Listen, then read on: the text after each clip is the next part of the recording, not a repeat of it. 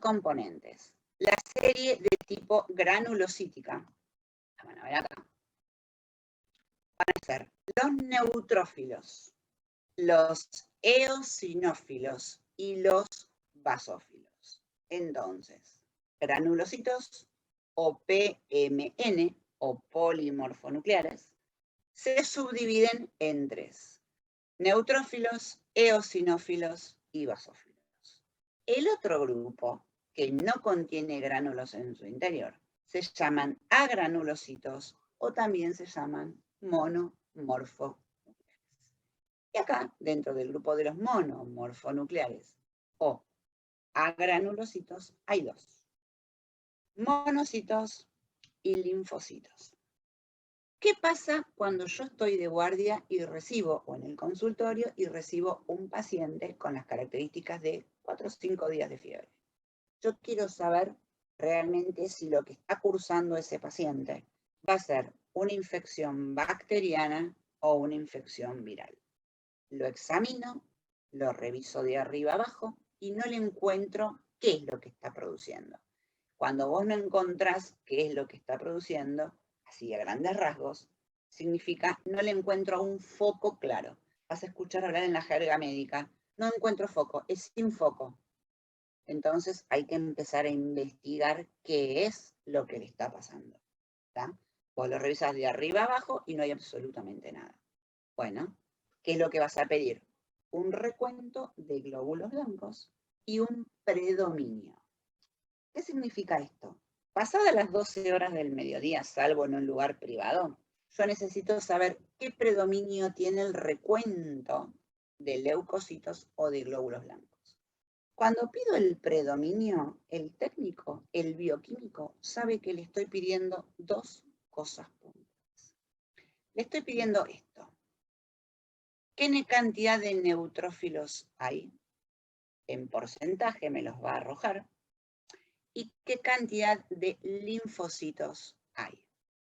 La relación normal neutrófilos-linfocitos es doble para la cantidad de neutrófilos en porcentaje y una parte le corresponde a los linfocitos.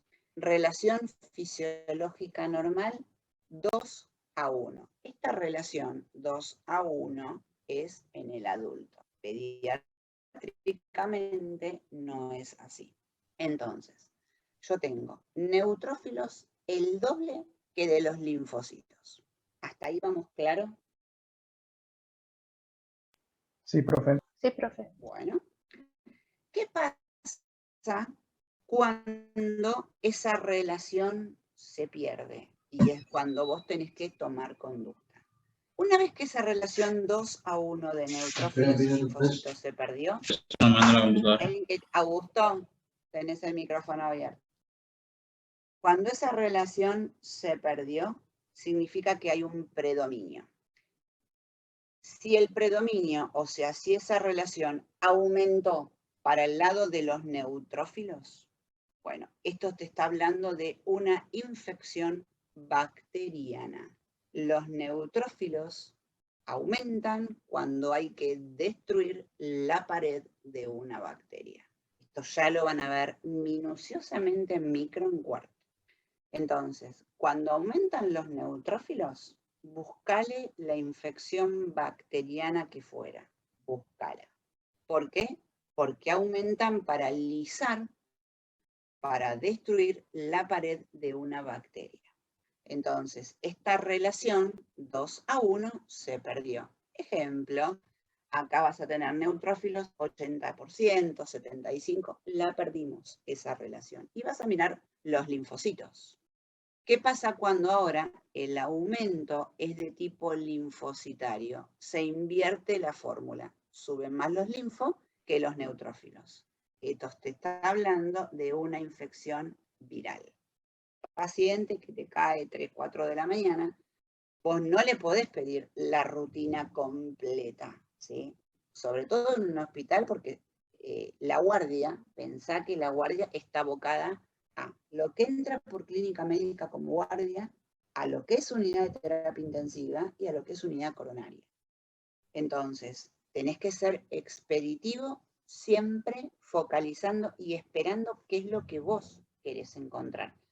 En realidad no es lo que uno piensa, que dice, bueno, yo le saco una extracción, le hago una extracción de sangre y pido todo completo a ver qué viene mal. No, vos cuando examinas un paciente, con el interrogatorio que te dice el paciente y con lo que vos encontrás que está manifestando el paciente, cuando lo revisás, vos empezás a sospechar diagnósticos. Y cuando vos pedís un laboratorio, es querer corroborar lo que vos sospechaste. Por supuesto que esto es el 80% de las veces. Muchas veces pensás algo y no coincide. Y ahí viene todo el resto del interrogatorio y las interconsultas restantes.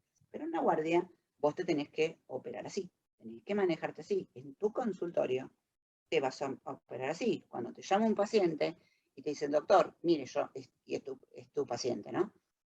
Tengo 3, 4, 5 días de fiebre.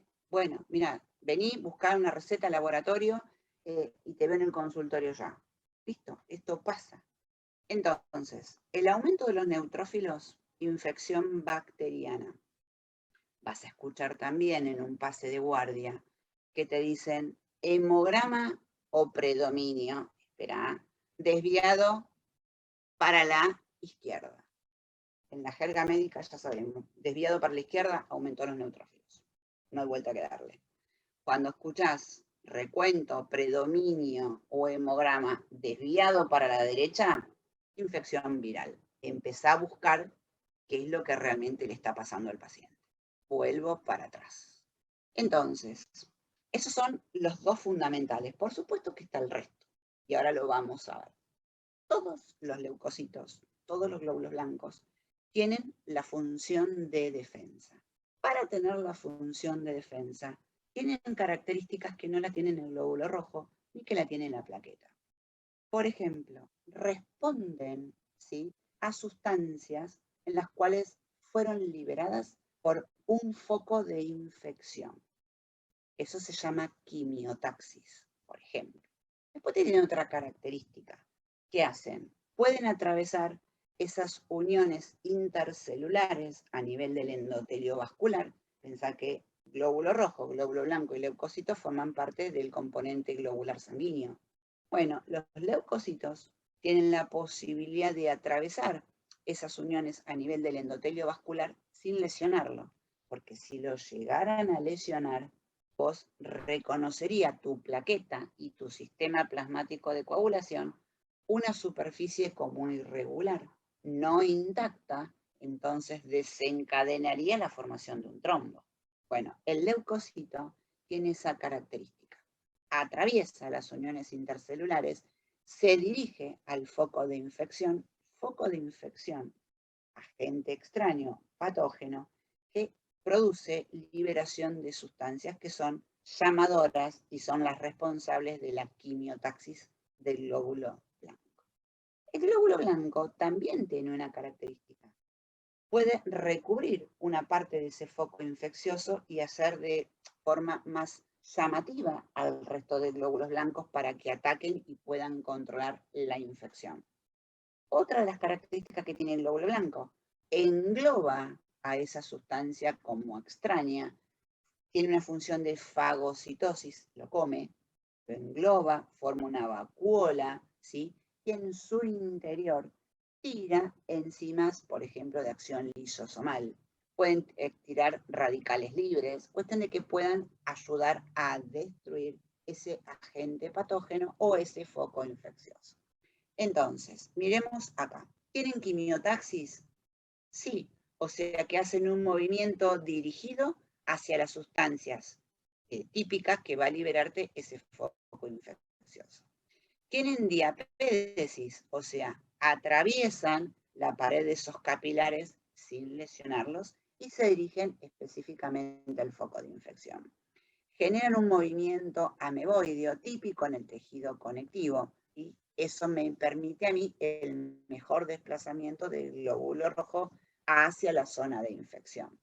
Hacen fagocitosis, entonces engloban sustancias, forman esas especies de vacuola, generan y desembocan enzimas de acción lisosomal para justamente destruir esa componente patológico que vos te estás generando esa infección.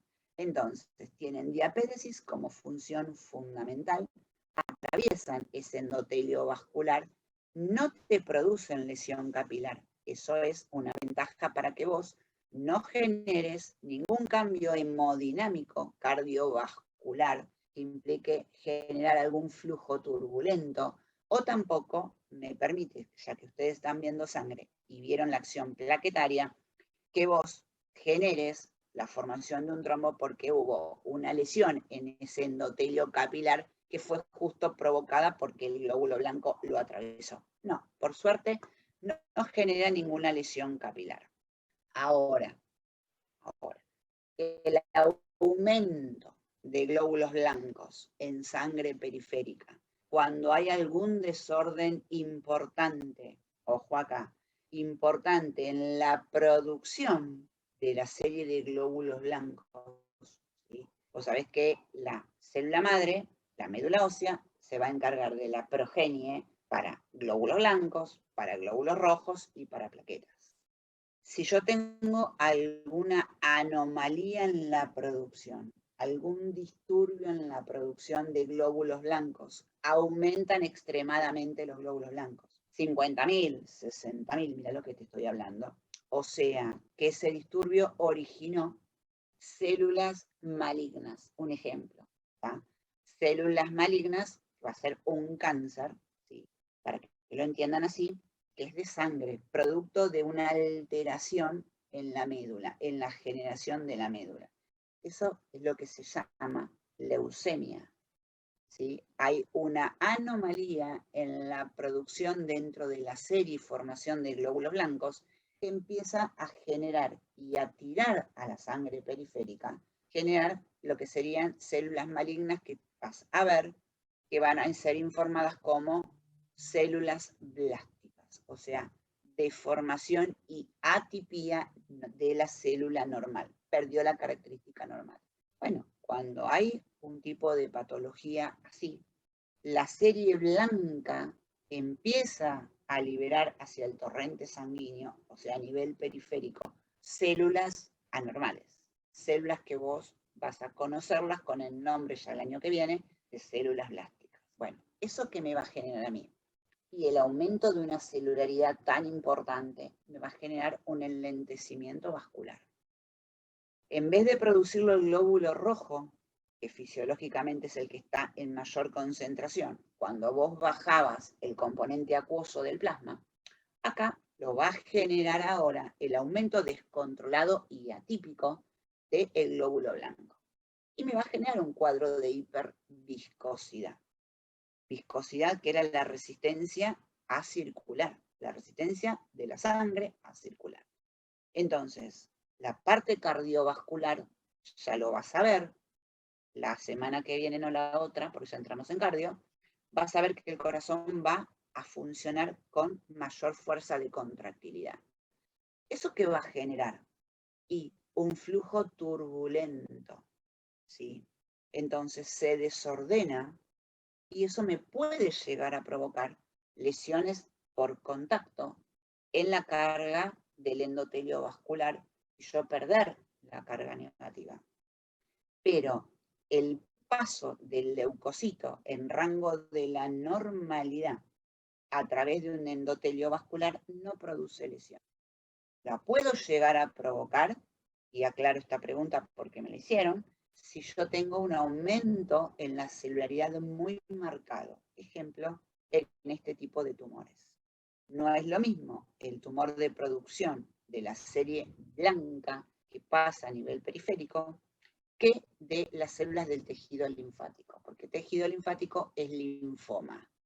¿Está claro? Aclaro porque me la han hecho esa pregunta. Bueno, seguimos. Entonces, tu glóbulo blanco tiene esa característica, tiene diapéresis y tiene, por supuesto, quimiotaxis. Acá es, ahora volvemos para atrás. Yo te dije, tenías la célula granulocítica o polimorfonucleares, agranulocítica o mononuclear. Cada uno tiene una función específica. Lo que te tenés que acordar es que la relación neutrófilos-linfocitos es 2:1. Y acá yo tengo 60 y acá tengo que tener 30. Si tengo 40, acá tengo que tener 20. Cuando se pierde la relación 2-1, neutrófilos, linfocitos, hay que ver qué predominio hay. Si aumentan los neutrófilos se encargan de fagocitar la pared de la bacteria. Entonces, el aumento de este tipo de granulocito me está diciendo, hola, hay una infección bacteriana. O sea, sería mitad por mitad, ¿verdad? Si es 60, o sea, 30. Relación 2-1, sí. Pero dentro del Entiendo. rango de la normalidad, ¿eh? Sí, Siempre sí. el rango de la normalidad. Si vos acá, por ejemplo, aumentás un 80% y acá se va a quedar desbalanceado, perdés el 2-1. Claro, eso sería en el rango de la normalidad del 2 por 1. Exacto, la normalidad.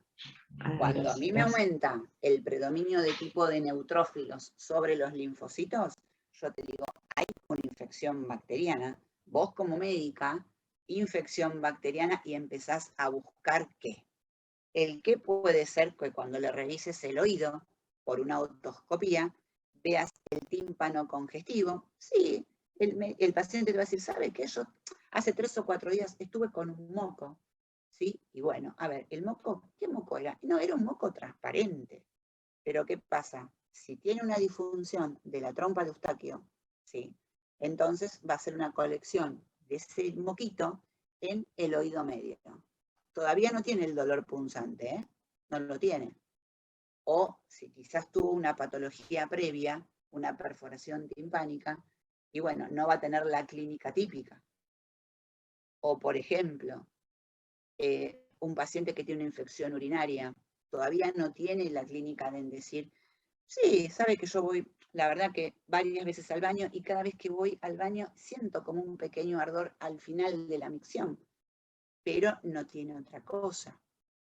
Y si es una mujer y lo confunde porque está justamente cursando una infección micótica vaginal y pasa solapado. Entonces, cuando vos ves que hay un predominio de neutrófilos, esto puede ser de algo simple a algo mucho más complejo. Mucho más complejo como, por ejemplo, tener una neumonía y vos la ocultás y la ocultás. Pero, o no la podés ocultar, pero lo ves ya una placa sucia, ¿sí? De mucosidad importante que se está formando en una radiografía de tórax. ¿Tá? O muchas veces, depende, las neumonías de base derecha, a veces se pueden ocultar más, o a veces pueden simular, por ejemplo, un dolor en fosa ilíaca derecha, como si fuese una apendicitis, ¿sí? Y está generando una colección de una neumonía que se está complicando. Entonces, vos ya sabés que va desde una infección de tipo bacteriana a buscar qué. ¿Dónde la tiene la infección bacteriana? Una otitis, una angina con placas a repetición, que puede estar haciendo, una neumonía. A vos el aumento de los neutrófilos, te lo grabás acá, hemograma, ahora te voy a explicar qué es el hemograma, o el recuento de glóbulos blancos, desviado para la izquierda. 2 puntos, infección bacteriana, busquemos qué. Si yo ahora te digo infección de tipo viral o un aumento de los linfocitos, una linfocitosis. Bien, infección viral. Busquemos qué. Y puede ser una infección viral por un rinovirus, ¿sí? Moco, secreción, un rotavirus que te puede deshidratar a cualquier paciente, sobre todo el paciente adulto mayor o un chico, porque uno cree que, y lo asocia, los picos febriles. Los virus también dan fiebre, 39, 40. Lo que pasa que en el rango de la temperatura, el comportamiento cuando es bacteriano, los picos febriles cada vez son más elevados, el registro térmico, y el tiempo entre periodo libre y periodo libre de fiebre se te empieza a cortar. Entonces empieza a ser llamativo y el paciente se da cuenta. Hice un pico de 39 a las 8 de la mañana y no llegaron las 2 de la tarde que volví a registrar otro pico de fiebre. Y es el que te va a decir a vos, doctora, doctor, yo no tengo un periodo libre entre cada 6 horas, por ejemplo, 8 de la mañana y no sé, el otro próximo va a ser a las 2 de la tarde. El pico se empieza a cortar Entonces vos empezás a arreglar un antitérmico. Vos decís, mire, tómese un ibuprofeno cada 6 horas. Y si tiene algún pico de fiebre en el medio, coloque otro antitérmico distinto, tiene que ser al que vos reglaste como norma. Bueno, o le decís al paciente, haga la curva térmica, yo quiero ver qué es lo que pasa con su temperatura. Si a mí viene un paciente y me dice, mira, tuve un pico de fiebre, yo soy pediatra, ¿no? Tuve un pico de fiebre a las 8 de la mañana. ¿Y el próximo cuándo lo tuvo? No, lo tuvo a las 11 de la noche. Yo digo, tiene un patrón de comportamiento viral. Pero el viral puede ser un viral simple o puede ser un viral que hasta se complique. ¿Por qué? Un ejemplo. La mononucleosis infecciosa es una enfermedad, la llamada enfermedad de los jóvenes, la enfermedad del beso, que en definitiva puede complicarte hacerte una hepatitis vírica, no la hepatitis vírica común. ¿Por qué? Porque hay dos tipos de gérmenes, citomegalovirus y Epstein-Barr. Debutan como si fuese una angina con placas, de la misma manera. Nada más que la complicación es cuando se produce una reacción inflamatoria del hígado. Y ustedes vieron factores plasmáticos de coagulación, ¿verdad? Hola. Sí, sí, lo vimos. Sí, profe. Bien. Bueno, y yo hago una pregunta. Los factores plasmáticos de coagulación, ¿dónde se sintetizan? ¿En dónde? La mayoría, ¿en dónde? A ver, equivóquense acá. No se equivoquen en mayo. Hígado. En el hígado. Muy bien. Entonces, si yo te estoy diciendo que este virus o cualquiera de estos dos, citomegalo y Epstein-Barr, pueden afectar al hígado, una de las funciones del hígado es formar y sintetizar factores plasmáticos de coagulación. Por eso, cuando vos tenés una hepatitis, cualquiera fuera, uno de los chequeos de laboratorio es mirar qué le pasa al hígado. Y te van a pedir el QUIC y el KPTT. ¿Está? Pruebas para evaluar vía extrínseca y vía intrínseca, a ver si hay algún factor que se está alterando. Bueno, por eso uno te dice con la hepatitis, quédate en la cama, hacer reposo. Hay una reacción inflamatoria hepática y uno pide el hepatograma, pide las transaminasas, ya lo van a ver. También va a pedir factores plasmáticos de coagulación. No todos, yo tengo que pedir el QUIC y el KPTT y ahí veo si hay algo que está fallando o no. ¿Está? Si pasa algo mucho más severo, al hematólogo, porque hay que chequear cada factor específico de la vía propia. Pero bueno, a esto voy. En este caso, la linfocitosis va a estar recontra elevada. ¿Sí? Va a haber un aumento de los linfocitos. ¿Está? Entonces, esta fórmula se va a perder esa relación. Va a aumentar, se va a invertir los linfocitos. Y los linfocitos intervienen en el sistema inmunitario y sobre todo me están diciendo, hola, ¿qué tal? A una infección de tipo viral. Ahora tenemos los otros, los eosinófilos. Estos dos, ahora no estos dos. El eosinófilo apunta a dos situaciones. Apunta a las parasitosis y apunta a las alergias. O sea, vos podés tener una eosinofilia, un aumento en los eosinófilos. Y depende el tipo de parásito o la parasitosis que hay, cada vez aumenta más. Un ejemplo. Los chicos tienen típico lo que se llama Oxyurus vermicular, ¿sí? Ese parásito chiquitito que se aloja en el esfínter anal, ¿tá? Y que aparece a veces en la materia fecal. Y vos te das cuenta porque produce picazón, comezón, y el nene se rasca el orificio anal externo, se rasca. Como esto es más frecuente en la época del jardín y el chiquito, el nene va al bañito solo y vuelve y agarra una toalla. Entonces se rasca, no se limpia bien y se seca las manos en la toalla. El ciclo evolutivo de ese tipo de parásito es oro fecal. Eso trasladalo a la casa. El nene se lava las manos con la toalla, la comparten toda la familia. Por eso cuando uno tiene una criatura en una casa que tiene ese tipo de parásito, el tratamiento va a toda la familia. ¿Por qué? Porque es contacto orofecal y va simultáneo criatura y grupo familiar, completito. Si no, el ciclo no se va a cortar, porque nadie puede descartar que como es un ciclo orofecal, no se contagie. Ahora, vamos a otro más importante.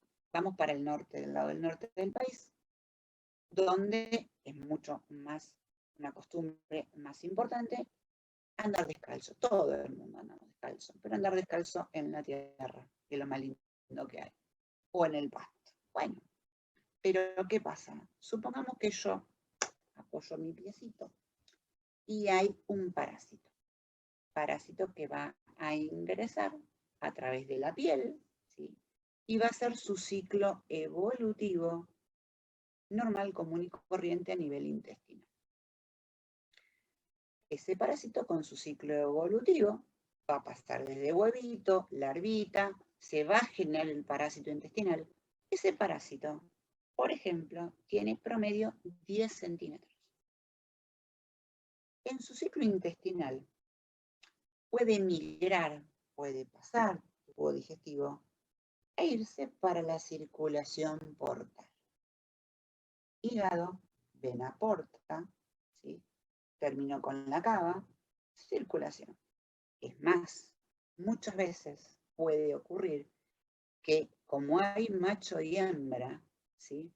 Se enrolle. Y cuando se enrolla puede obstruir el sistema de drenaje de la bilirrubina hacia el intestino. Entonces, obstruye el drenaje, cierro el drenaje o tiendo a cerrar, le aumento la bilirrubina al paciente. Vos viste la degradación de la bilirrubina después que el glóbulo rojo o se erizó o eventualmente sufrió su vida útil de 120 días. Se transforma en biliverdina, bilirrubina, biliverdina, estercobilinógeno, estercobilina, pero lo cierto es que el aumento de la bilirrubina a nivel hepática conjugada me da la bilirrubina directa que se eleva. Tu paciente aparece con una hiperpigmentación, piel y mucosas, aparece amarillo, un pato. Y vos decís, ¿qué pasa cuando le pedís el laboratorio? Sabés que el problema es de su bilirrubina y hay una obstrucción. Una obstrucción que en este caso te estoy hablando que puede ser una parasitosis importante. Bueno, tenés que pedirle todo un laboratorio. Cuando viene una bilirrubina directa elevada, ya lo van a ver, es obstructivo. ¿Obstructivo por qué?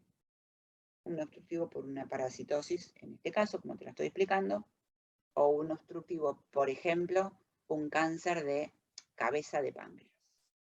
El cáncer de cabeza de páncreas apoya en el lóbulo izquierdo hepático y obstruye, y tu paciente aumenta la bilirrubina. Cuando vos te haces esa bilirrubina directa alta, obviamente vas a urgente a pedir una ecografía. Y ahí te podés encontrar con muchas cosas. ¿Tá? Pero lo cierto es que para que exista una bilirrubina directa alta, hay una obstrucción. Búscala, pero la hay. Ya vamos a entrar en esto. ¿Qué pasa con este parásito? Siguiendo el ciclo evolutivo de este parásito, que lo vas a ver en cuarto, puede atravesar y puede pasar a vía respiratoria. Baja y el paciente de la nada sin antecedentes hace obstrucciones a repetición. Puede subir. Puede que lo vomites. Pensá en lo que se comparte vía respiratoria, vía digestiva, faringe, lo vomitas. O que directamente el parásito sale por la fosa nasal y te lo traen en un frasquito, y te lo digo porque a mí me pasó una vez, en un frasquito de mermelada y te dicen, miren lo que sacó mi hijo. Y el tema está que ese síndrome de obstrucción con broncoespasmo y cuando ves el parásito se llama síndrome de Loeffler. Si yo no lo hubiera visto en ese momento y hubiera visto un recuento de glóbulos blancos y del hemograma miro los eosinófilos, vienen 10, 12%, elevadísimo. Mira que te estoy hablando que duplica casi, ¿eh? Bueno, entonces tengo dos posibilidades.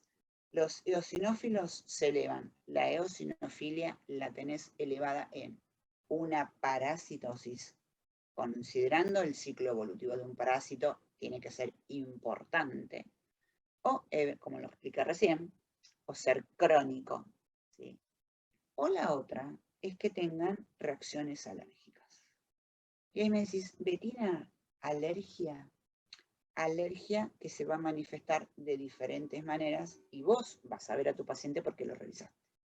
Alergia cutánea en la piel, en vez de ser suave, lisita, parece como con granitos, ¿sí? El paciente a veces se rasca, pica, se puede sobreinfectar. Típico en el paciente que transpira y mucho. Aparecen los lamparones rojos, ¿sí? Porque hay liberación de histamina. Ahora lo van a ver. Entonces, eso pica, transpira. Si encima hay pelo largo, peor.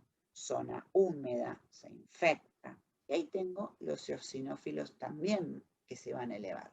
O la alergia, la puedo manifestar en la vía respiratoria, alta o baja. Y ahí hago una aclaración. Las alergias en las vías respiratorias bajas se manifiestan por broncoespasmos. Lo vamos a ver en respiro. Entonces, con respecto a los broncoespasmos, hago una aclaración. Línea tajante, 2 años de vida. 2 años para abajo, 2 broncoespasmos se los considera como aceptables.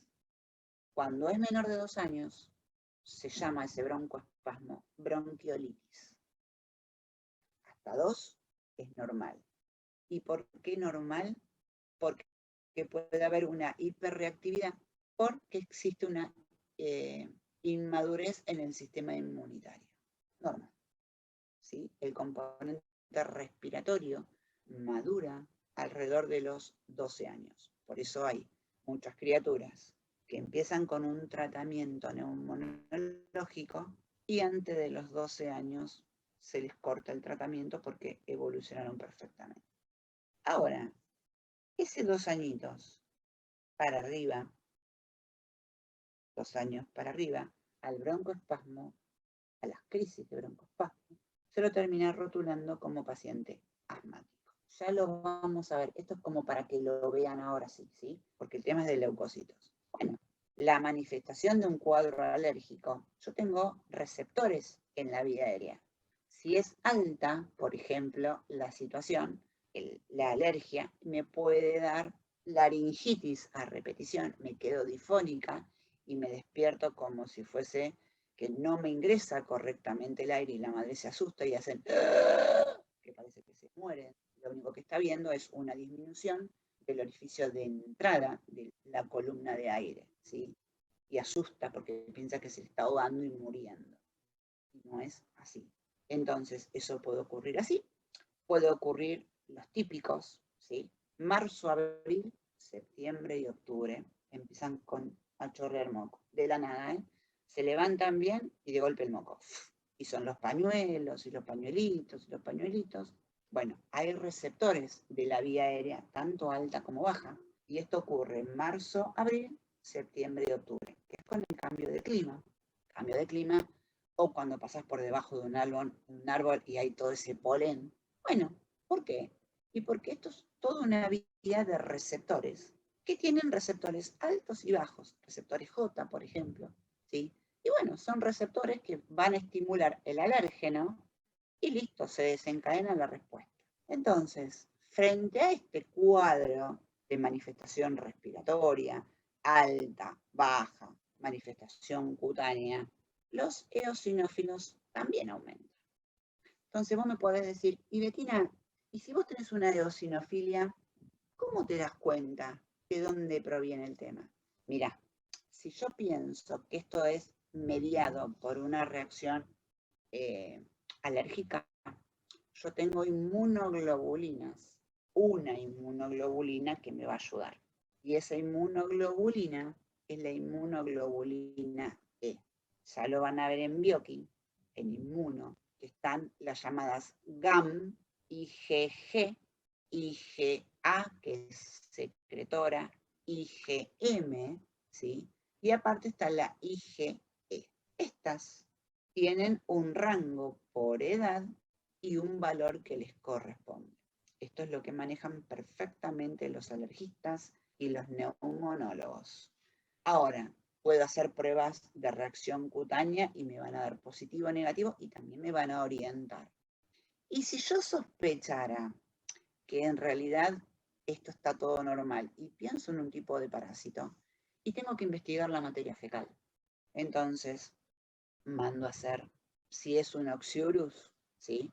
Mando a hacer lo que se llama test de Graham, ¿sí? O que eso es investigar materia fecal, y es colocar en una, como si fuese en una gasita, ¿sí? Con una cinta scotch, rociarlo, pasarlo, ¿sí? Sobre el esfínter anal, o eventualmente la mamá te dice directamente, o el adulto también te dice, en la materia fecal yo vi como gusanitos, ya tengo puesto el diagnóstico, o si no, mando a hacer un coprocultivo de la materia fecal y un estudio seriado de la materia fecal. ¿Por qué? Porque a veces el paciente puede ver directamente el parásito y otras está en forma de huevito y todavía vos no lo ves. ¿Por qué? Porque hay un ciclo evolutivo que ya vas a aprender en micro, pero lo voy a tener que conocer en su momento. Entonces, depende lo que yo sospeche, la clínica del paciente, lo que revise el paciente, me voy a orientar para uno o para el otro. Los basófilos entran en juego en una respuesta, pero también de tipo alérgico. ¿Qué pasa? Tienen histamina, así que cuidado con la liberación cuando hay una reacción alérgica. A ver, ¿alguno de ustedes alguna vez tuvo una reacción alérgica? ¿Sí? Cuando se libera o se produce una reacción alérgica porque vos ingresaste un alérgeno, ¿sí? O una sustancia que es extraña y tu organismo reacciona, hay liberación de gránulos. Esos gránulos, o en los eosinófilos o en los basófilos, tienen histamina y también hay heparina. Entonces, la histamina va a provocar toda una reacción, que es la que vos vas a ver externamente en tu paciente. Cuando hay una reacción alérgica, primero aparece el manchón rojo. Manchón rojo que vos lo tocas y eso es una mácula. Pasa el tiempo, sigue la reacción de liberación de histamina y por supuesto que hay cambios en las uniones celulares. Hay extravasación de componente de líquido y se genera un edema. Vos viste biomembranas y te habrán hablado de un tercer espacio. ¿Qué pasa? Proteínitas, porque altero las uniones intercelulares, y hay extravasación de componente plasmático. Entonces, genera un edema. ¿Y vos cómo lo ves? A ese lamparón rojo que antes estaba liso, ahora se sobreleva. Es como que te dicen, tengo como una montaña. Lamparones planos rojos de distinta intensidad, que van a depender de la liberación de histamina y de la vasodilatación. Y por el otro lado, va a depender del componente de edema que se genere. Entonces yo te hablé de dos cosas acá. Te hablé de la liberación de histamina, que está dentro de estos granulitos divinos, y te hablé de un edema. Entonces, yo pregunto, acá todos los que están acá, ¿alguna vez tuvieron una reacción alérgica? Sí, doctora, yo estuve en tratamiento con muchos antibióticos por una infección urinaria y tenía una bacteria Escherichia coli y me cambiaron pero tantos antibióticos que al sexto mes me dieron un antibiótico tan potente que no paraba de rascarme todo el cuerpo. En madrugada tuve que llamar a emergencia. Vino y me dio un decadrón y una pomadita para calmar. Después cuando se me fue la reacción del antibiótico me normalicé. Bueno, Pero era te voy terrible, a ¿eh? explicar lo que pasa. No me Sí, alcanzaban las sí, manos sí, para sí. rascarme. Es así, porque hay toda una reacción de sudamina con vasodilatación. Sí, es así, eso te creo. La conducta médica de ustedes el día de mañana, viendo lo que tienen los gránulos divinos que participan en las reacciones alérgicas, como la hiperhistamina, yo voy a darte, ¿qué medicación te van a dar? Reacción alérgica, lo que primero te dicen, 2 puntitos, antihistamínico. Porque yo necesito frenar la liberación de la histamina y lo que va a producirte la histamina. Y vas a escuchar que te dicen, no, pero histamina sola no te alcanza. Vos necesitas estabilizar la membrana. Entonces, para estabilizar la membrana, ¿qué se usa? Corticoide. Vos necesitas frenar la actividad de la histamina, bloquearla, y necesitas que se estabilice en la membrana de los componentes de la degranulación. Pero aparte, estabilizar el resto de la membrana, porque hay reacciones que van desde la nada, ¿sí? Pero reacciones con componente importante que está en juego de una vida. Una reacción anafiláctica actúa ya porque se te queda sin paciente. Entonces, muchas veces, en vez del antihistamínico para frenar la degranulación de la histamina que contienen estos divinos glóbulos blancos, vos, aparte de dar el antihistamínico, das antihistamínico con corticoide agregado, ¿sí? Entonces, por eso se utilizan antihistamínicos solos, depende de la reacción, y antihistamínicos con corticoide. Por ejemplo, el histamino corticoide. Listo, yo necesito darte un antihistamínico con un corticoide. Todo lo que termine en la palabra corticoide, corticoide. Corticoide que puede ser dexametasona, corticoide que cuando lo doy intramuscular, corticoide que puede ser por vía oral, una betametasona. Todo lo que es corticoide estabiliza la membrana. El antihistamínico lo que se da, y se da para bloquear un tipo de receptor, porque receptores para la histamina hay de dos tipos, el H1 y el H2. El 1 va a ser para este tipo de reacción, el 2 se lo van a ver para el digestivo. Entonces, necesito frenar la liberación de los gránulos y estabilizarla. Frenar la acción de la histamina, antihistamínico más antihistamínico con corticoide. ¿Vamos bien hasta acá? Hola. Estamos bien. Sí, profe. Bueno, están mudos. Y cuando el río no suena, bueno, los monocitos, estos van a estar cuando están a nivel de tipo sanguíneo y cuando pasan a tejido conectivo. Lo ideal es que este monocito se va a convertir en macrófago, ¿sí? Entonces, un tiempo va a estar inactivo y luego se va a activar. Se activa cuando hay un foco de tipo infeccioso. Y obviamente tenemos el componente linfocitario. Entonces, yo tengo granulocitos y agranulocitos. Acá. Volvemos para atrás. Recuento de leucocitos. Y me decís, mira, Betina, 5.000 a 10.000, 4.000 a 11.000. Bien. ¿Y yo qué quiero saber? Y de cada uno cuánto tenés. Entonces, voy a tener que mirar neutrófilos, voy a saltear esto, eosinófilos, basófilos, monocitos y linfocitos. La suma a mí me tiene que dar 100%. Ahora voy a aclarar algo. Ustedes habrán visto en un hospital cuando dice en una puerta, aislamiento respiratorio. O habrán visto y escuchado cuando los médicos tienen que ingresar a una sala o a una habitación que el paciente está recibiendo, por ejemplo, quimioterapia o radioterapia, porque es un paciente oncológico.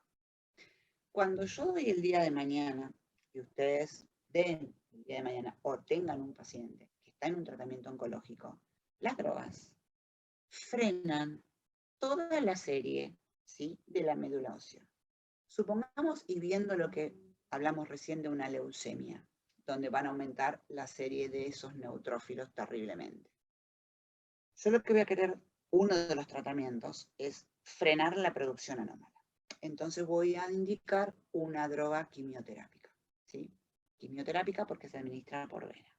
Bueno, pero yo voy a querer frenar la estirpe maligna que se está originando, ¿sí?, con su atipía, pero lamentablemente voy a tocar el resto de células benignas. No es que la droga me va a decir, apunta al leucocito, pero no me toques al glóbulo rojo ni a la plaqueta. No, no es así. Por eso muchos pacientes que están en tratamiento con quimio van a necesitar, si se frena la serie de glóbulos rojos se frena, porque los frenas, vas a necesitar una transfusión de glóbulos rojos. O muchas veces se frena la serie de plaquetas y vas a tener una plaquetopenia y vas a decir, no, necesito transfundirle plaquetas porque tengo riesgo de sangrado, por ejemplo.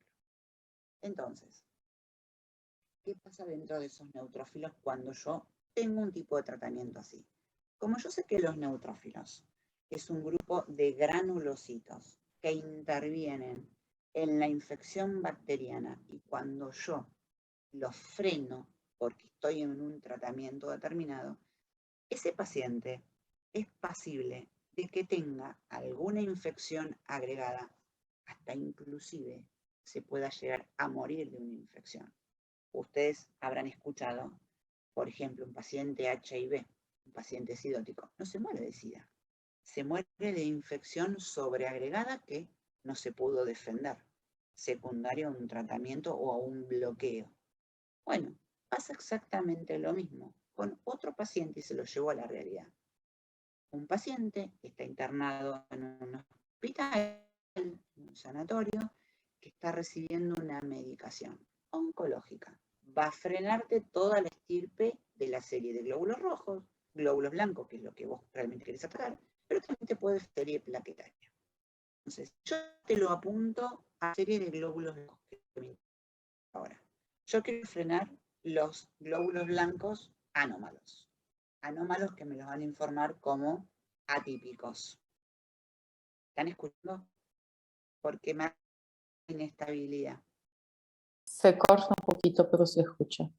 Sí, profe. Sí, acá se está armando una tormenta Se terrible. entrecorta un poco. Sí, No, se escucha. simple, terrible. Parece la noche. Me vuelvo a conectar. Tremenda la tormenta, Si se doctora, vuelve, si se llega a tremenda. caer, ¿sí? Sí, la verdad que sí. Por las dudas, si se vuelve a cortar, me vuelvo a conectar, ¿está? Así que tranqui. Entonces, cuando vos querés frenarlo, el glóbulo blanco, el neutrófilo, vos querés destruir ese neutrófilo. Entonces, yo necesito saber qué cantidad de neuronas tengo para saber si mi paciente está para poder defenderse frente a una infección bacteriana o no. Como yo lo voy a destruir, porque es lo maligno que se está produciendo en la serie blanca, va a afectar a todos. Pero cuando tengo una disminución importante de los glóbulos blancos y sobre todo de los neutrófilos, tu paciente es como que se queda sin defensa. Entonces vas a hablar de la palabra neutropenia. Bajan los glóbulos blancos que están determinándose o que están caracterizados para defenderme frente a una infección bacteriana. Por eso ese paciente entra en un aislamiento. Cuando un médico, una enfermera, cualquiera que tenga que asistirlo, tiene que ingresar a la habitación, se viste de arriba abajo y es con barbijo, con todo un camisolín, con botas, con guantes, previo lavado de manos antes de ingresar y cuando volvió a ingresar, porque hasta tocó picaporte, ¿sí? Entonces, para revisarlo, vos, un germen de la comunidad, a vos no te puede hacer mucho daño, pero a un paciente que le están bajando la cantidad de neutrófilos, que son el grupo de células que se encargan de defenderte frente a una infección bacteriana, el no tenerlos o el tenerlos bajos, implica que el paciente, su sistema inmunitario, se empezó a comprometer. Entonces, no es lo mismo cuando vos veas en un cartelito que diga paciente neutropénico, donde esto me está bajando, el recuento cada vez más bajo, y donde digas paciente inmunosuprimido o inmunocomprometido. No es lo mismo frente a la defensa, frente a un germen externo. Germen que, a ver, no se van a comportar de la misma manera, porque un germen de la comunidad no tiene la misma resistencia que un germen intranosocomial. Y para el paciente, la disminución de los neutrófilos, que son los que se encargan de defenderte frente a una infección bacteriana, su descenso, hace que no pueda defenderse de una probable infección bacteriana. Por eso uno siempre insiste que cuanto más rápido es un alta en cualquier paciente que está internado, es correcto. Porque a partir del 5º día de internación, ¿sí?, sos pasible de una infección intranosocomial, ¿sí? Por más limpieza que exista, las vías puestas a nivel venoso existen, los gérmenes existen y la colonización de gérmenes intrahospitalarios también existe. ¿Está? Bueno, sigamos. Esto ven que tiene toda una utilidad. Vos lo que vas a necesitar es saber qué porcentaje inicialmente tenés de neutrófilos para linfocitos y respetar el resto. Pero aparte se hace un recuento, qué cantidad hay. Recuento que se expresa en milímetro cúbico. ¿Está? Entonces, por ejemplo, un paciente que tiene un valor absoluto de neutrófilos por debajo de 500 tiene que estar en aislamiento estricto porque está inmunosuprimido. Cuando vos decís en el recuento en la totalidad, me dio debajo de 500, está inmunosuprimido totalmente. No tiene defensas contra un germen bacteriano. Bueno, cuando vos hablas de los neutrófilos en banda, ¿qué es esto? Algo muy sencillo. Cuando los glóbulos blancos, por alguna situación de atipía, empiezan a hiperproducirse, automáticamente se vuelcan al torrente sanguíneo, ¿sí? Entonces, a mí me pueden informar neutrófilos en banda, que significa que hay un cuadro agudo de alguna infección que tendría que estar mirando, o me pueden informar atípicos. Entonces, cuando son atípicos o de tipo blástico, ahí yo tengo que estar mirando. ¿Eso qué sería, doctora? ¿Una neumonía? En el caso de neutrófilos en banda. Una neumonía, tranquilamente. Es todo proceso que implique un sistema de defensa donde la médula se descontrola porque hay una infección y lo que quiere es atacarlo. Bueno, empiezan los neutrófilos en banda. Exactamente. Es una infección aguda, te está marcando algo pasa. Busca qué. Esto es lo mismo que cuando vos tenías la formación de glóbulos rojos, pero me estaba faltando ácido fólico, ¿sí? O vitamina B12 que me va a dar una anemia megaloblástica, donde empieza una hiperproducción y una asincronía. Bueno, es exactamente igual. Neutrófilos en banda te está diciendo, cuidado que hay una infección aguda. Entonces, empieza a producir, no tiene el tiempo de maduración real de cada neutrófilo. ¿Está? Entonces, la leucocitosis es un registro, un aumento de los leucocitos. Están las leucocitosis fisiológicas. Ejemplo, yo tengo una fiebre, ¿sí? Y bueno, hay un escuadro medio hiperdinamico, entonces voy a responder. Ahora, un recién nacido, ¿sí?, las primeras 48 horas tiene los glóbulos, como los glóbulos rojos prestados de la mamá, también tengo los glóbulos blancos prestados de la mamá. Que por supuesto va a depender si hay algún cuadro que predispuso en la mamá de alguna infección. Ya esto no lo tomo como rango de la normalidad, sino lo pongo entre comillas y digo sospecha de sepsis. ¿Me esperan un segundín, por favor?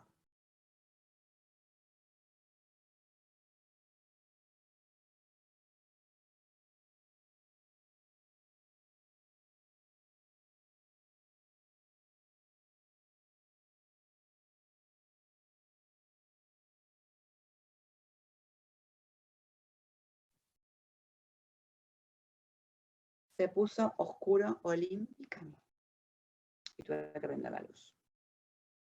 Bueno, ¿me escuchan hasta acá? Sí, profe. Entonces, este recuento de glóbulos blancos, vos lo tomás siempre en pinzas. ¿Por qué? Porque de la misma manera que la mamá pasó glóbulos rojos, ¿sí?, y sobre todo por el trabajo de parto, está donde hay mayor flujo de sangre, cordón, mamá, bebé, también lo tengo que tomar en cuenta. Ahora, en cuenta, así entre comillas, porque si la mamá vino con un proceso infeccioso, por ejemplo, la mamá está diciendo, tengo flujo vaginal, o viene ella con 20.000 blancos y con registros de fiebre, y justo se desencadenó el trabajo de parto y nació ese bebé, Yo a ese bebé, estos 20.000 blancos, los tomo así, entre comillas, y los rotulo. Sospecha de sepsis. Lo ingreso a neo, le hago los cultivos y veo qué es lo que está pasando con este recuento de glóbulos blancos. Le pongo antibióticos, ¿sí? Obviamente antibióticos de una primera línea y espero la evolución. Si el cultivo, por ejemplo en sangre, me vino negativo y el bebé no hizo absolutamente ninguna manifestación extraña, listo. Sospecha de sepsis, que quedó como sospecha, corto con los antibióticos y ya se terminó el tema. Ahora, si la mamá que vino con este cuadro, este bebé empieza un aumento de glóbulos blancos o me hace algún distrés respiratorio o algo por el estilo, o complica con alguna manifestación, obviamente que está rotulado y sigue con antibióticos y cumple el esquema, por ejemplo.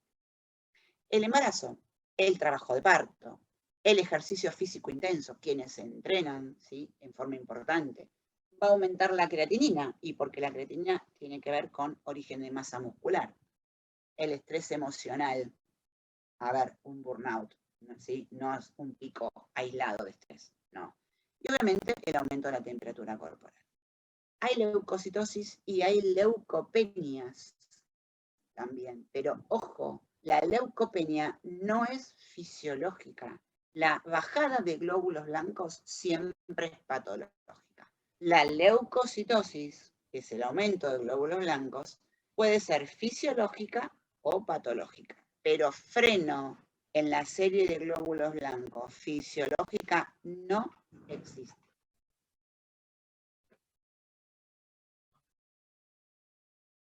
Bueno, entonces voy a correr la barra espaciadora. ¿Qué pasa? Vos tenés tu médula ósea y obviamente tu médula ósea autoperpetuable y bueno, la célula madre se va a dirigir para esta hiperitrocitaria, megacariocítica, monocítica, que se va a convertir en macrófagos, granulocítica, o eventualmente para el componente de tipo linfoideo. Manejo tímico, manejo de las natural killer, linfocitos B, que van a terminar como célula plasmática. Entonces, a ver, específicamente, todos los glóbulos blancos tienen las mismas propiedades, algunos más marcadas, otros menos marcadas. Por ejemplo, los neutrófilos, ¿sí?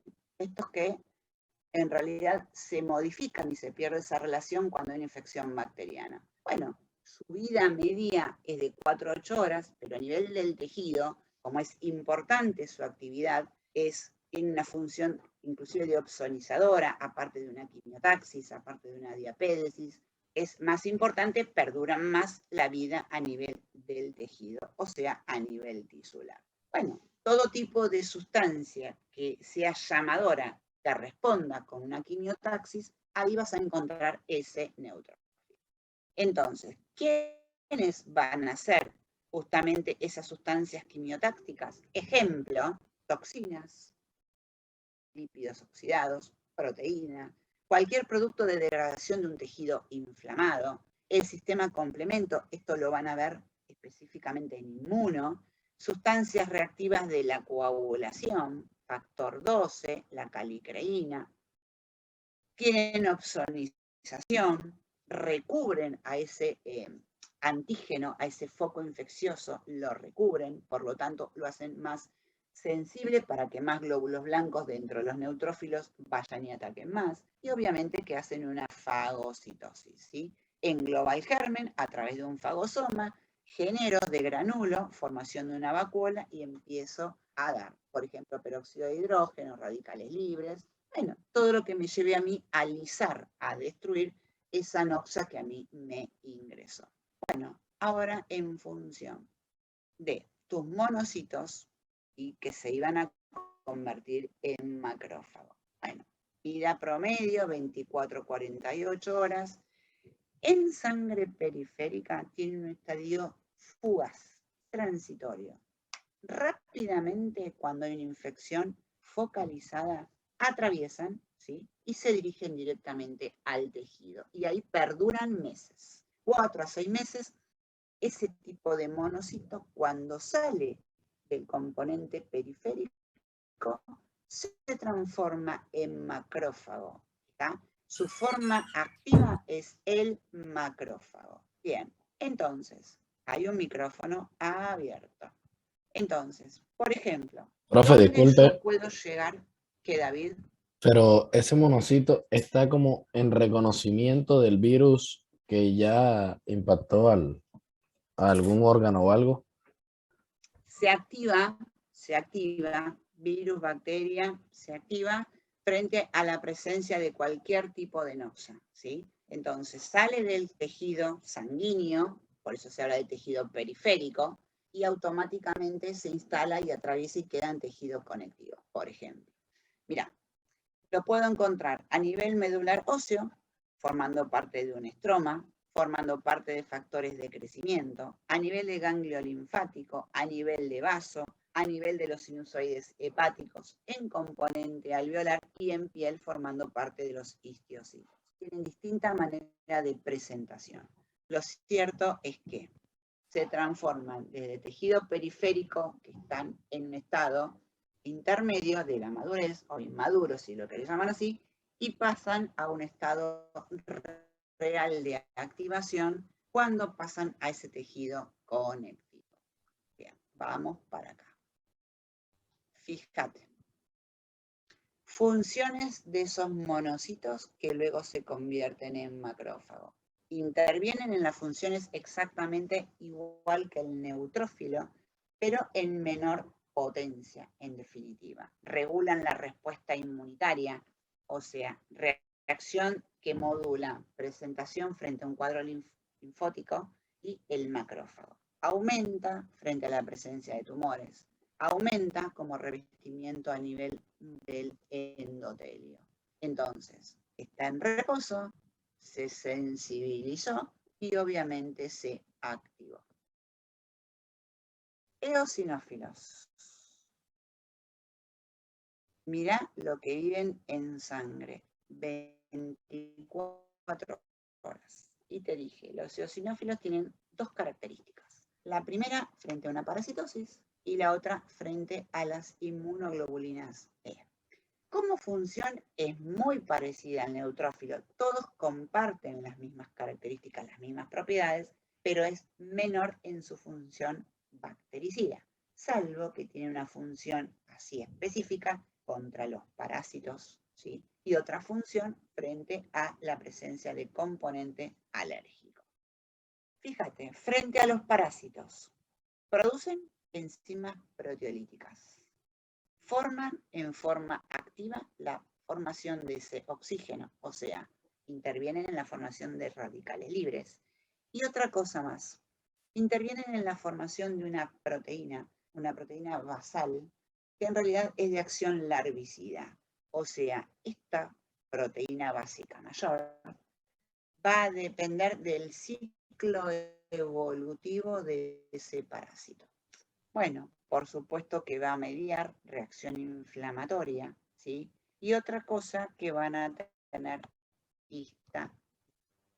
Los basófilos intervienen en las reacciones alérgicas. Cuidado porque estos van a reconocer inmunoglobulinas E, un complejo inmunoglobulina E alérgeno, y el tema es que van a estar mediando reacciones de hipersensibilidad.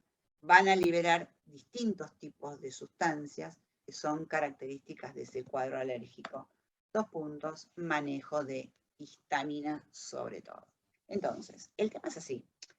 A mí me ingresa un germen X. Yo genero inmunoglobulinas porque reacciono y me quedo sensibilizada.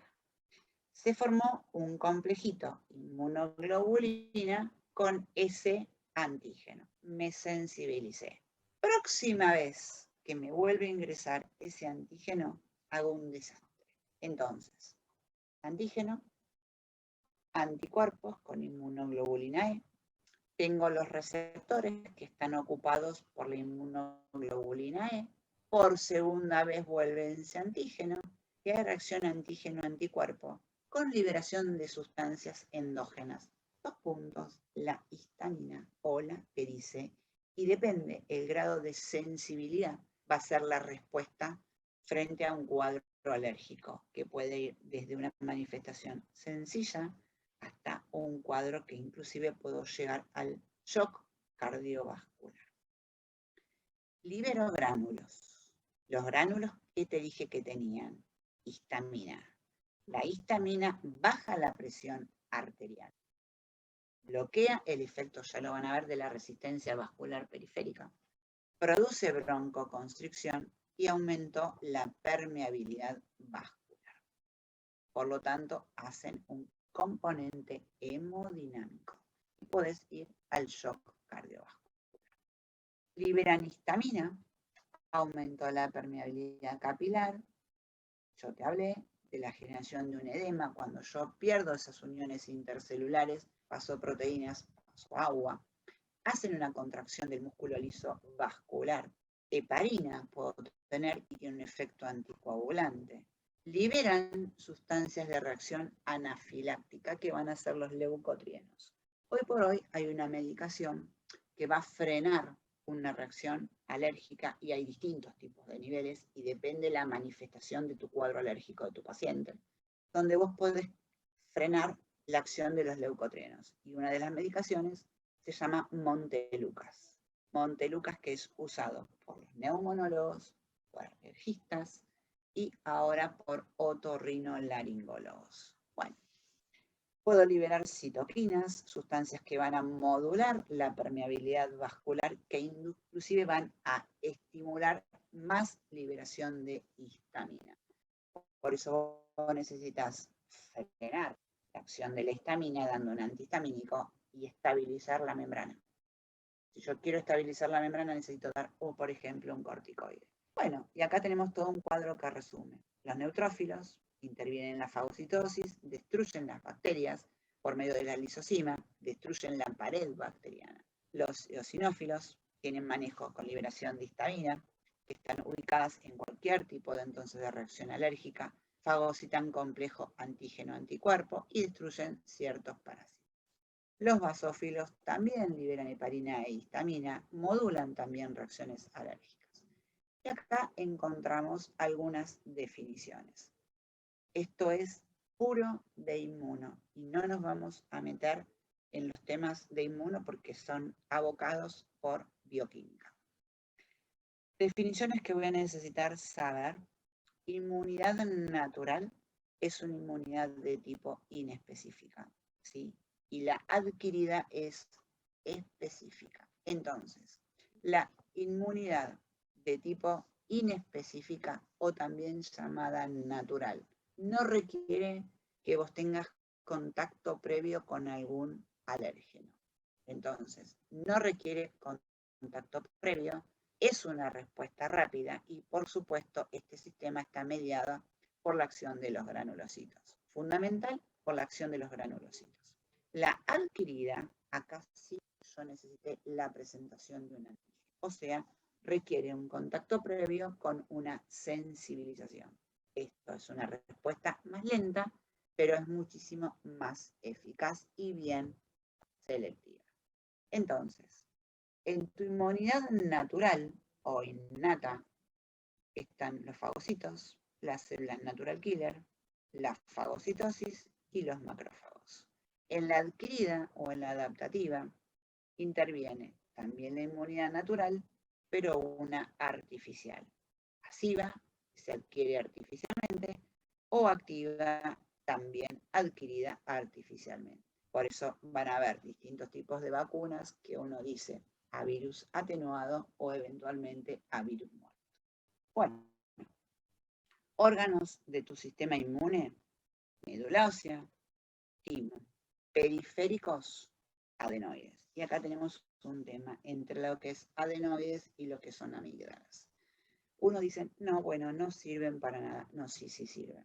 ¿Qué pasa? Cuando uno tiene una adenoiditis, una reacción inflamatoria que da complicaciones, como porque es la típica carne crecida, ¿sí? Que obstruyen la vía aérea. Vos le pedís al paciente que querés evaluar cómo ingresa la columna de aire. Entonces se pide una placa de perfil que se llama CABUM y con la boca abierta, porque querés ver la entrada del aire, y está obstruida Entonces, cuando eso está obstruido, me va a dar cuadros respiratorios altos que se pueden complicar. Una otitis, cuando un paciente hace otitis a repetición, y es una otitis media con una colección de líquido en el oído medio, que choca y golpetea esa colección contra la membrana timpánica, generando gradientes de presión. Cuando hay cambios de presiones importantes, duele. Y creo que el dolor de una otitis y el dolor de una muela es querer agarrarte la cabeza y golpeártela contra la pared. Ese dolor punzante, ¿sí?, es secundario a ese cambio de presión que ocurre en la membrana timpánica. Normalmente la columna de aire, ¿sí?, cuando ingresa, lo que yo voy a tener son cambios de presiones externo e interno, pero con traducción de cambios energéticos para que yo capte el sonido. Si yo lo hago al revés, ese cambio de presiones es un dolor pulsante hasta que se pueda romper la membrana timpánica. Cuando la membrana timpánica se rompe, se perfora, la colección de líquido sale, drena y vos lo ves por el oído. Y el paciente te dice, me limpié el oído y tengo una secreción amarillenta, verdosa. Si es líquido cefalorraquídeo de color transparente, ya lo vamos a ver. Lo cierto es que normalmente cuando se abre esa membrana timpánica, se perfora, el paciente dejó de sentir dolor. ¿Por qué? Porque el dolor es el golpeteo en contraposición al movimiento normal de la membrana timpánica. Esa es una posibilidad. O si fue una otitis perforada, la primera perforación de la otitis, la membrana restituye perfecto. Restituye ad integrum se llama. Pero cuando el cuadro lo haces a repetición, esa adherencia nueva se hace como un pegoteamiento. Y al pegotear la membrana, cuando ustedes estudien la vía auditiva, vas a ver que no tiene esa complacencia, no tiene el movimiento que tiene que tener habitual, fisiológico y normal. Por lo tanto, tu paciente va a escuchar menos y termina con una hipoacusia o una sordera. Por eso, para prevenir eso, se colocan diábolos hasta que se airee bien y los pulse el paciente solo. Bueno, si vos querés evitar esta complicación, porque decís, es una otitis. Bueno, pero una otitis se puede complicar. Y si se complica una otitis, que es una infección del oído medio, puedes llegar a mastoides, por ejemplo, hacer una mastoiditis. Puede complicarse aún más y puede llegar a meninges. Y vos decís, puede, es una complicación de una otitis. Lo más sencillo de una otitis es que se perfore la membrana timpánica. Después hay complicaciones graves que requieren una intervención y que requieren una internación con medicación endovenosa. Es más, hasta a veces se tienen que tomar cultivo de secreción para saber qué tipo de gérmenes es el que está produciendo la infección. Ahora, si yo quiero evitar este cuadro y ya sé que tiene una hipertrofia, un agrandamiento de adenoides, como la gente dice, tengo carne crecida, esto literalmente hay que hacerle una adenoidectomía, sacarlo. Como esto es con una anestesia y tengo adenoides, y ya que está, sácame las amígdalas, porque empiezan, y si empiezo a hacer anginas a repetición, a ver, las amígdalas también cumplen su función como sistema inmune. 8, 9 años, 11 años, cumplen su sistema de defensa. Tienen. Lo que pasa que también lo vamos mirando para otorrino y también tienen un stop. ¿Por qué? Porque hay una angina que se llama angina bacteriana, que es productora por un germen que se llama Streptococcus beta hemolítico. Ese germen le encanta cantonar en las criptas a nivel de las amígdalas. Le encanta. Entonces, el paciente cuando hace anginas a repetición por este streptococo, los otorrinos y los médicos decimos un límite. 4 documentadas en un año tienen indicación de otorrino de extirpar las amígdalas. Y vos me decís, ¿por qué sos tan severa, tan tajante? Primero hay algo. Este streptococo, tengo 9 días para poder actuar correctamente, seleccionar el antibiótico y que el paciente no lo interrumpa. ¿Por qué? Porque puede generar inmunocomplejos. Como todo, genera inmunocomplejos. ¿Y a dónde puede afectar? Le encanta el riñón.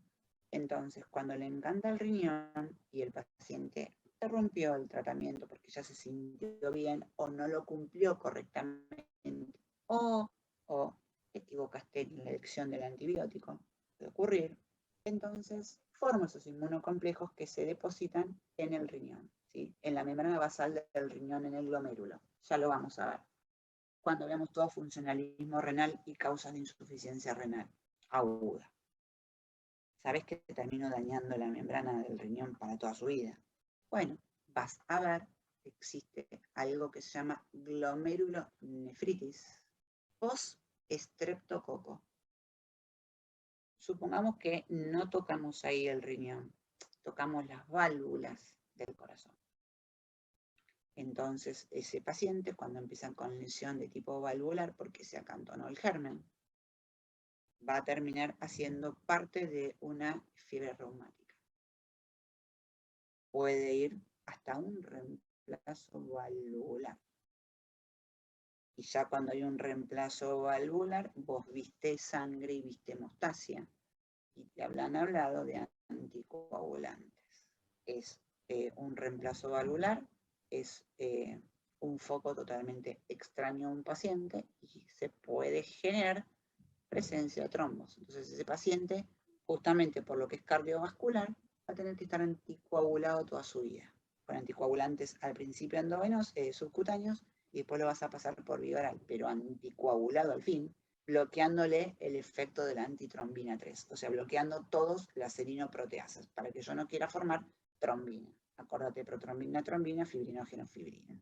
Yo no puedo formar fibrina, porque si formo la fibrina se me iba arriba del tapón plaquetario y termina formando un tapón hemostático, que tal como te va, trombito. Bueno, fíjate lo que puede llegar a producir. O eventualmente puede atacar directamente a las articulaciones. Entonces, esto tiene una indicación específica. Normalmente uno trata de conservarlo, ¿sí? Pero hay indicaciones específicas para su extracción. Bueno, los ganglios linfáticos obviamente, el vaso y el apéndice ni hablar. Esto es operable cuando hay una apendicitis, distintos tipos de placas de Peyer o tejidos linfáticos, ¿sí? Asociado al componente bronquiolar, asociado al intestino y asociado a... Bueno, ¿qué es un antígeno? Y puede ser una proteína, un polisacárido, un lípido, un ácido nucleico. Cualquier sustancia que se pueda unir a un anticuerpo. Y un inmunógeno es todo aquello que desencadena una respuesta inmunitaria. O sea, que puede interaccionar con el sistema inmune y que puede inducir una respuesta. El resto del power está todo apuntado a bioquímica, ¿sí? Simplemente quiero mostrarles algo acá. Estas son las inmunoglobulinas que yo les fui hablando y nombrando. La IgG, la IgM, la IgA de tipo secretora, ¿sí? La IgE. Y voy a ir acá. Quiero que miren esto acá. Opa, y se lió.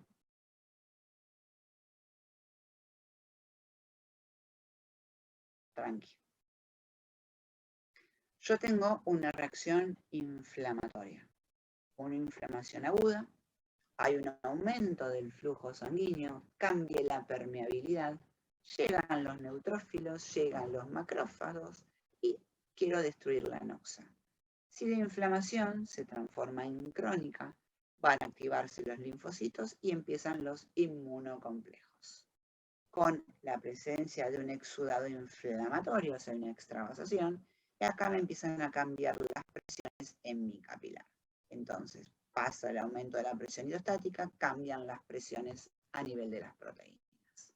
Se genera una reacción inflamatoria, dolor, edema, rubor y calor, los 4 signos cardinales. Empezó todo con la reacción de liberación de histamina, ese edema, las pérdidas en parte de las uniones intercelulares, vasodilatación.